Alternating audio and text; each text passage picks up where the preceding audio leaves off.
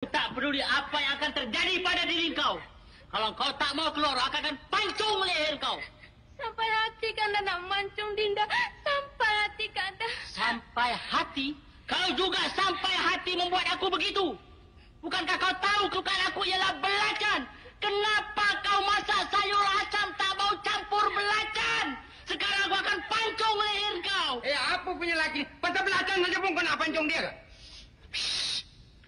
Apa su? Engkau sememang manusia luar jana. Sanggup kau menggunakan kekerasan terhadap wanita. Baik kau minta maaf kepada dia. Minta maaf? Engkau tak minta maaf, lebam biji mata kau. Ini apa ni? Gila ke? Sanggup kau mengatakan aku gila? Kau bikin rosak kamar aku ya?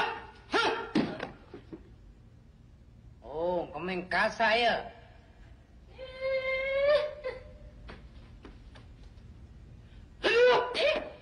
Belum kena sudah jatuh ke? Jangan main bangsat kau. Oh, 2 lawan 1 ke? Kasih ada orang one by one. Oh, awak fikir awak punya lubang hidung besar saya takut ke? Ya, apa dah kau? Kau ni bikin sibuk je. Kan orang berlakon filem. Berlakon filem pun berlakon lah. Apa pula nampak sebelacan ni sampai 2 orang nak memancung-mancung? Dah cerita dia macam tu, apa nak buat? Cerita dia macam itu, Ramli.